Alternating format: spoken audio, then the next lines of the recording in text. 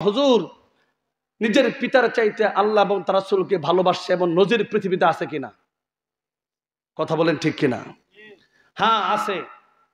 আপনাদেরকে বলি আমি, যেমন আবু বকর সিদ্দিক রাদিয়াল্লাহু তাআলা আনহু, বলেন নাম কি? ফার্স্ট ক্লাসের একজন মুসলিম, আল্লাহ নবীর কলিজার টুকরা একজন সাহাবী, প্রথম মুসলমান। কথা বলেন ঠিক না ঠিক? তার নাম কি? কিন্তু আবু বকর সিদ্দিকের পিতার নাম ছিল আবু কুহাফা। বলেন পিতার নাম কি? একদম গন্ড মূর্খ, ফার্স্ট ক্লাসের একটা কাফের, বেঈমান মুশরিক। পিতা হচ্ছে ফার্স্ট ক্লাসের মুসলমান, আর বাবা হচ্ছে ফার্স্ট ক্লাসের কাফেরদের লিডার, আমির সাহেব। কথা বুঝেন নাই? এই আবু বকর এবং তার পিতা কাফের আবু কুহাফা বাসা থেকে একসাথে ঘর থেকে বের হয়েছে। একসাথে ঘর থেকে বের হওয়ার পরে বাসার সামনে একটা দোকান ছিল। দোকানের ভিতরে বাবা আবু কুহাফা বসছে, আবু বকর সিদ্দিক দাঁড়ায় আছে। কথা বুঝতে আছে না? এদিকে তাকান। কথা না বুঝলে তো পরে সকালবেলা বলবেন জুলাইখা পুরুষ না মহিলা। কথা বলেন ঠিক কিনা? এদিকে তাকান। বাসার সামনে একটা দোকান ছিল, আবু কুহাফা দোকানের বসছে, আর আবু বকর সিদ্দিক এই কথা বলেন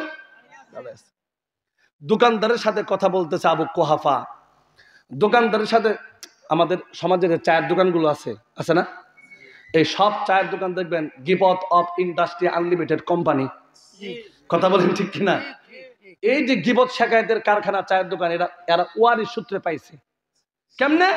ওই যে আবু বকরের বাসার সামনে দোকান, দোকানদারের সাথে আবু কুহাফা কথা বলতেছে। কথা বলতে বলতে হঠাৎ করে আবু কুহাফা আপনার নবী আমার নবীকে গালি দিয়ে ফেলছে। বলেন কি করছে? আল্লাহ রাসূলকে গালি দিয়েছেন। কিন্তু ছেলে আবু বকর পাশেই তো দাঁড়িয়েছিলেন।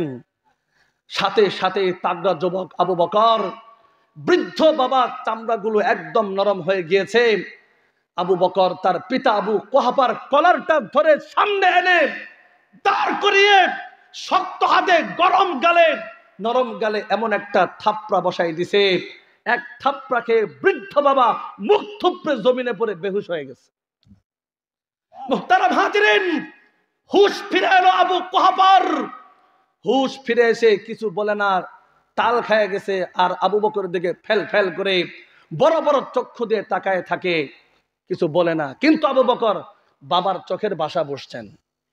আবু বকর বুঝতে পারছেন যে বাবা বলতেছে, ইসলামের নবী বলছে আরহামু উম্মতি বি উম্মতি আবু বকর।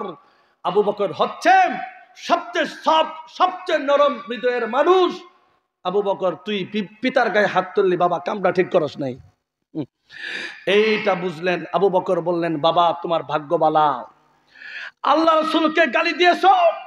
আবু বকর হাতে তরবারি নাই, যদি তরবারি থাকতো থাপড়া নয়, এক কূপ দিয়ে তোমার দেহ থেকে গর্দান আলাদা করে দিতাম। কথা বলেন ঠিক না ঠিক? আল্লাহর নবীর কাছে সিগন্যাল দিয়ে চলে গেলেন। আল্লাহ রাসূল বুঝতে পারলেন আবু বকরের চেহারায় টেনশন পেরেশানি ছাপ। জিজ্ঞাসা করলেন, আবু বকর সমস্যা কি, প্রবলেম কি, এত টেনশন আর পেরেশান কেন? আবু বকর বললেন, ইয়া রাসূলুল্লাহ আমার বাবা বৃদ্ধ, সব কিছু নরমাল হয়ে গেছে। আমার বাবা বসে বসে আপনাকে গালি দিছে। আমি আবু বকর পিতাকে কলারটা ধরে সামনে এসে থাপড়া দিছে। বৃদ্ধ বাবা থাপড়াকে তার মুখ থুবড়ে জমিনে পড়ে বেহুশ হয়ে গেছে। আল্লাহ রাসূল সাল্লাল্লাহু আলাইহি সাল্লাম চিন্তা করলেন, কারণ তখন পর্যন্ত বাবার সাথে কাফের বাবার সাথে কি আচরণ করতে হবে আয়াত নাজিল হয় নাই। রাসূলের ভিতরে মায়া লাগলো, বাবার গায়ে পুত্র হাত তুলছে। আল্লাহ রাসূল জিজ্ঞাসা করলেন, আবু বকর তুমি কামটা ঠিক করো নাই। কিন্তু আবু বকর চিন্তা করলেন, মায়ের নবী দয়ার নবী, হয়তোবা মায়া লাগছে। আবু বকর একটু পরে চিন্তা করে বললেন, আল্লাহ রাসূল স্পষ্ট ভাষায় আপনাকে বলতে চাই, শুনেন আমার কথা। আপনাকে নিয়ে, আল্লাহকে নিয়ে, ইসলামকে নিয়ে কোন নাস্তিক বেঈমান মুরতাদের গোষ্ঠীরাম সাতেব রাসূল গুস্তাখ রাসূল আপনাকে গালি দিবে, আল্লাহকে গালি দিবেন, ইসলামকে নিয়ে কটূক্তি করবেন, ইসলাম নিঃশেষ করার স্বপ্ন দেখবেন।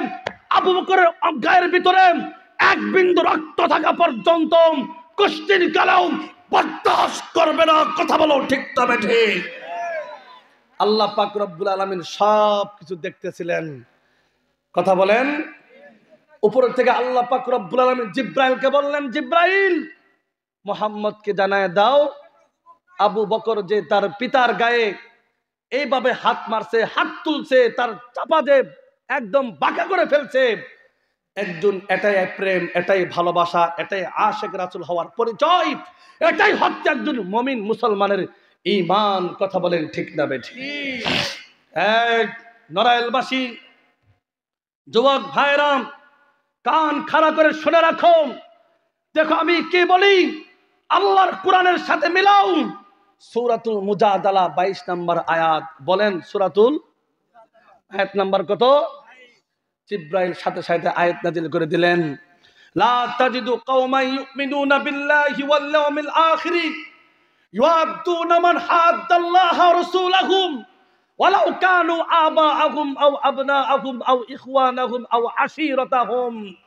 হে মুহাম্মদ, আপনি এমন কোন জাতি, এমন কোন সম্প্রদায়, এমন কোন ব্যক্তিকে পাবেন না, যেই জাতি, যেই সম্প্রদায়, যেই ব্যক্তি আল্লাহ এবং আখিরাতকে বিশ্বাস করে, সেই জাতি, সেই সম্প্রদায়, সেই ব্যক্তি কষ্টিন কালেও আল্লাহ এবং তার রাসূলের দুশমনদের সাথে বন্ধুত্ব স্থাপন করবে না। কথা বলেন ঠিক না বেঠিক? সেই আল্লাহ এবং তার রাসূলের দুশমন ওয়ালাউ কানু আবাহুম, যদিও নিজের পিতা হয়, আও আবনাহুম, যদিও নিজের সন্তান হয়, আও ইখওয়ানাহুম, যদি নিজের ভাই ব্রাদার হয়, আও আশীরাতাহুম, যদি নিজের গোষ্ঠীর লোক হয়, কিন্তু যেই ব্যক্তি, যেই জাতি, যেই সম্প্রদায় আল্লাহকে এবং আখিরাতকে বিশ্বাস করে, সেই জাতি, সেই সম্প্রদায় কষ্টিন কালেও আর যাই করুক না কেন, আল্লাহ এবং তার রাসূলের দুশমনদের সাথে, ইসলামের দুশমনদের সাথে কষ্টিন কালেও পিরিত মারবে না। কথা বলেন ঠিক না বেঠিক?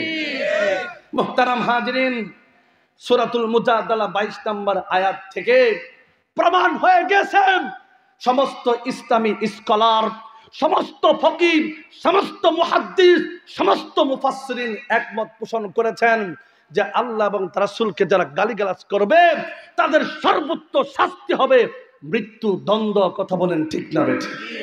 বলেন আল্লাহ এবং তার রাসূলের দুশমনের শাস্তি কি হবে? সবাই বলেন কি?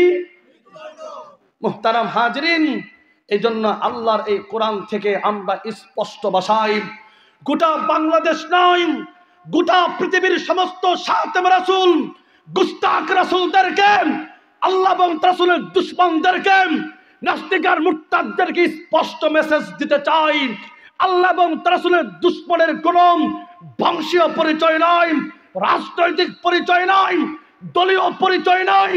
আল্লাহ এবং রাসূলের দুশমনের একটাই পরিচয়, সে মানবতার দুশমন, বিশ্ব সভ্যতার দুশমন। আল্লাহ এবং রাসূলের দুশমন সে হচ্ছে গোটা পৃথিবীর সমস্ত মুসলমানের জানের দুশমন। কথা বলো ঠিক না বেঠিক?